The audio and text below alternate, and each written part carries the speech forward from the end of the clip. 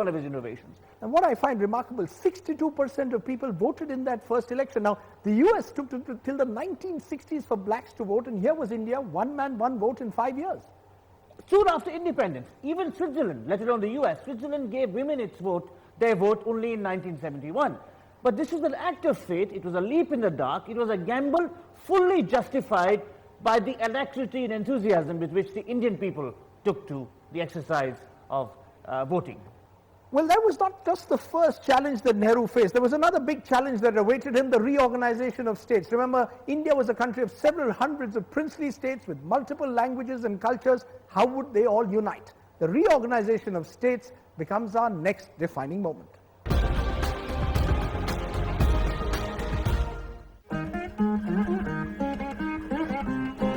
Andhra Pradesh was created on 1st November 1956. Kerala and Karnataka were created on the same day.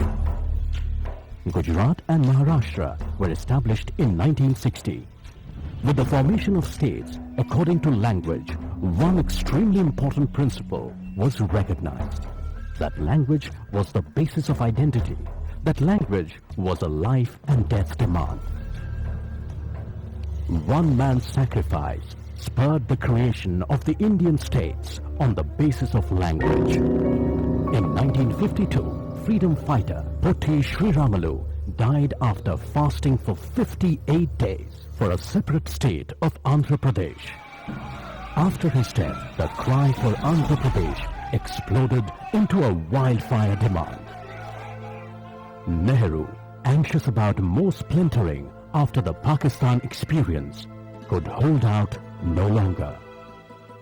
It was whispered at that time that Potti Sriramalu might have been willing to give up the fast, but the people around him did not want him to do so because they thought the cause would be lost. This was only a rumor. I am not stating this as a fact, but it will show you the kind of feeling that existed at that time. The States Reorganization Committee presented its report on October 1955. A month later, the map of India was redrawn. The old colonial presidencies of Madras and Bombay ceased to exist. Instead, long-suppressed languages got their own lands. The challenge of reorganizing Indian states. Now, Ram, in the 21st century, we almost take it for granted the unity of the Indian nation, but in the 40s and 50s, it must have been difficult. Everyone predicted that India would balkanize into many pieces. We had 500 princely states, 8 million refugees, multiple languages, communities. So uniting these diverse fragments into one nation was a great achievement, and Sardar Patel accomplished the integration of the princely states, which was only the first step. That was the first step. The second step was reorganizing them along linguistic lines. It came with the agitation in Andhra Pradesh and then spread across like wildfire across the rest of the country. Now, linguistic identities don't seem to matter again too much now as much as they did in the 50s and maybe 60s.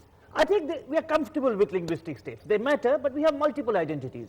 Because the Andhra or the Tamilian doesn't feel threatened, he's also willing to speak Hindi and English as a linked language. But I believe that linguistic states strengthen the unity of India. Look at Pakistan. It was divided on the basis of language. Look at Sri Lanka. There's a civil war on the basis of language. If Hindi had been imposed by fiat on South India, you'd have had balkanization. So Potti Sriramalu's one fast had a fundamental impact on not just his history, but also the geography of the country.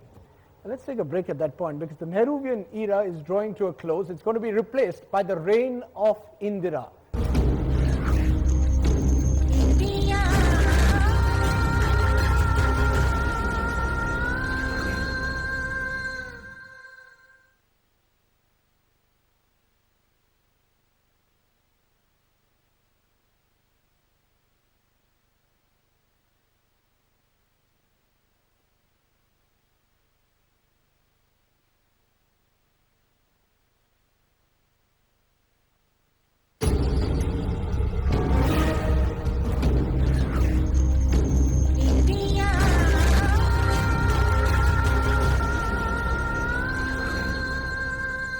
Welcome back to Rising India, the defining moments, where we are choosing the top 10 moments that have defined India since 1947. Now, Ram, the 50s and 60s, India was a nation in the afterglow of freedom. But the 70s, the age of innocence was over. Nehru had given way to Indira Gandhi.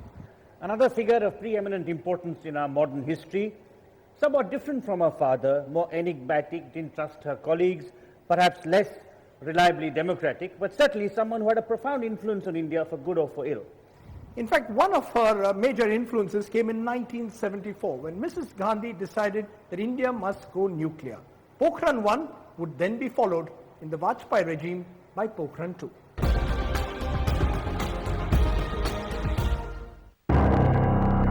18th May 1974, the day of India's first nuclear test in the deserts of Pokhran, Rajasthan. 3, 2, 1. The test was called the Smiling Buddha because the weapon was a peaceful nuclear device. 75 scientists and engineers, led by Raja Ramanna, P.K. Iyengar, Raja Gopala Chidambaram, and others, had worked on it from 1967 to 1974. This was the first nuclear test by a country outside the 5 permanent members of the United Nations Security Council. 24 years later, India declared itself a nuclear weapon state after a series of explosions in May 1998, also in Pokhran. In a copycat move, just 2 weeks later, Pakistan tested nuclear weapons in Balochistan. Pakistan's tests were condemned across the world, but analysts said there was now hope that nuclear parity between India and Pakistan would finally bring peace between the two neighbors. India has still not joined the 1970 Nuclear Non-Proliferation Treaty, claiming that the nuclear tests were for peaceful purposes. The recently concluded landmark civilian nuclear deal between India and the United States shows that India's status as a responsible nuclear power has been accepted by the rest of the world. Pokhran 1 and 2, India was on the nuclear high table. Now, Ram, there will be some who question the decision to include Pokhran in the 10 defining moments. I think it has to be included because it's a major departure from our previous foreign policy, which stood for peace, reconciliation, disarmament. With the nuclear blasts of 74, we announced, like other nations, military might would be an index of our capability. How would the Mahatma have seen India going nuclear, given the non-violent legacy that he had left us with? The Mahatma would have been appalled. After the Hiroshima bomb dropped, he said, the atom bomb is the greatest sin known to science. Those are categorical words, so you can't use Gandhi in support of a nuclear blast. But interestingly, Pokhran 1 and 2, the BJP does Pokhran 2, the Congress Pokhran 1, so there is some kind of a consensus of sorts. In a sense, yes. But in both cases, a government that was insecure used a bomb blast to shore up its popularity. In 1974, Indira Gandhi was threatened by the JP movement. In 1998, Vajpayee was head of a fragile coalition, and the nuclear tests were a way of enhancing their popularity. Well, if the nuclear tests appeared to enhance India's international prestige, 1975 and the imposition of the emergency by Mrs. Gandhi was perhaps the darkest day for Indian democracy. But in 1977, the forces of democracy triumphed once again. The victory of the Janata Party is our next defining moment.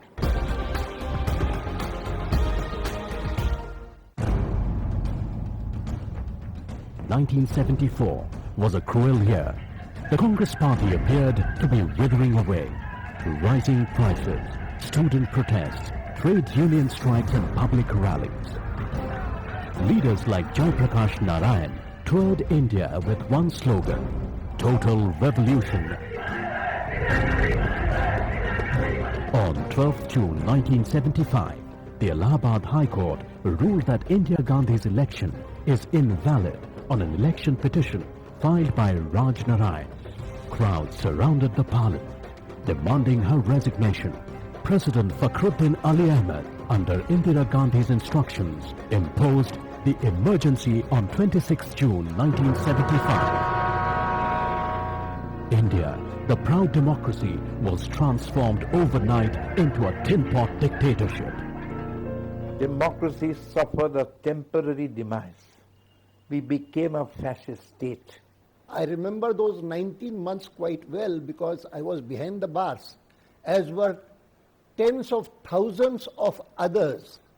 According to the Shah Commission, more than 1 lakh people were put behind bars. Indian democracy is brought in Indira's own words to a grinding halt. Political leaders are thrown in jail. The infamous 20-point program is declared to revive the Indian economy. Courts are gagged and the press is muzzled. The Indian Express comes out with its famous editorial. It is completely black. The media were asked to bend, but they chose to crawl. And so there were very few papers like the Indian Express and the Statesman which stood up.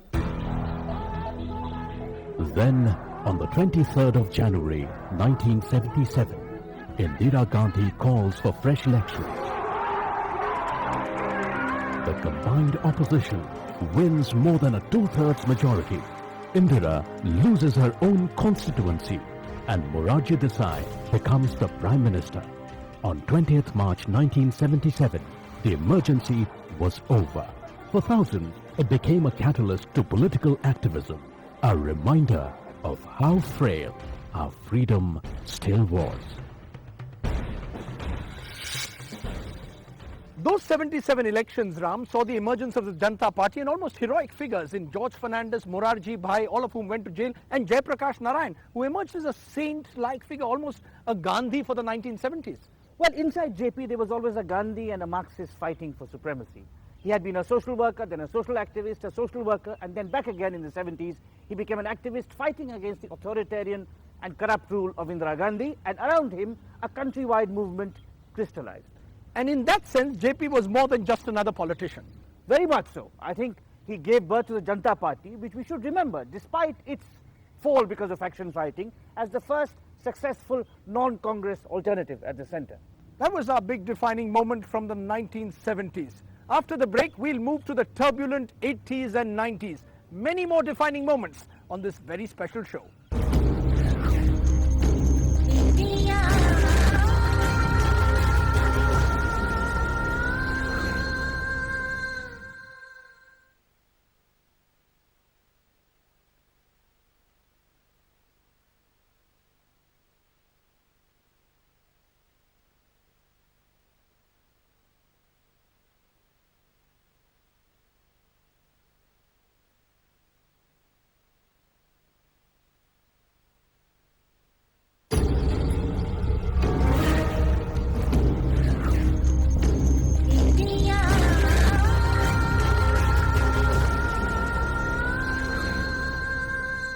Welcome back to Rising India, the defining moments, the moments that have defined independence.